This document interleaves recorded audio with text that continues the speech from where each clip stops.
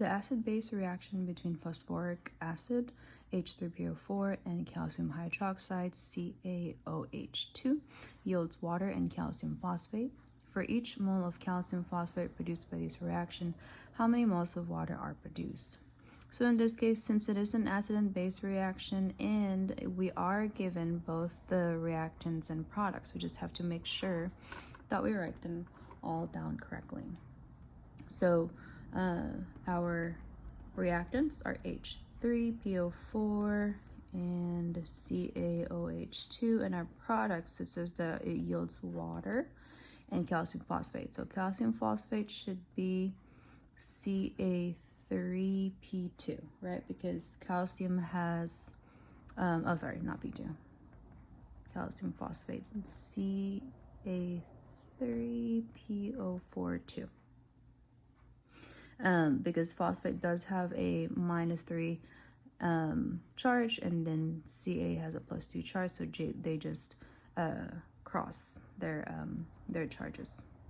All right, so we'll probably balance the calciums first. I have a 3 over here, so I can put a 3 over here. And then the next thing that I want to do is, so for this one, for PO4, I probably want to regard this as 1 unit because we see it in the reactant and in the product as well.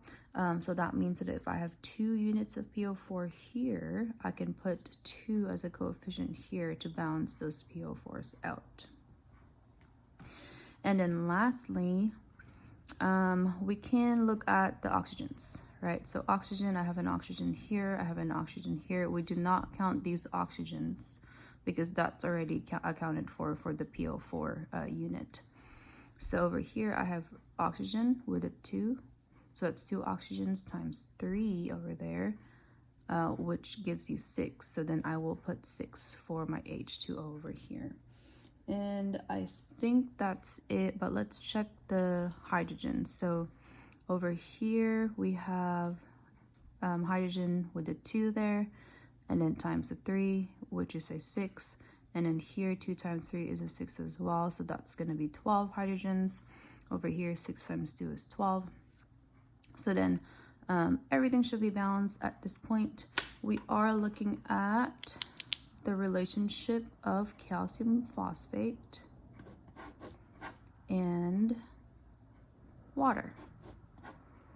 Okay, and as you can see, this one has 1 mole and this one has 6 moles. So that means that for each mole of calcium phosphate, we will get 6 moles of water as well.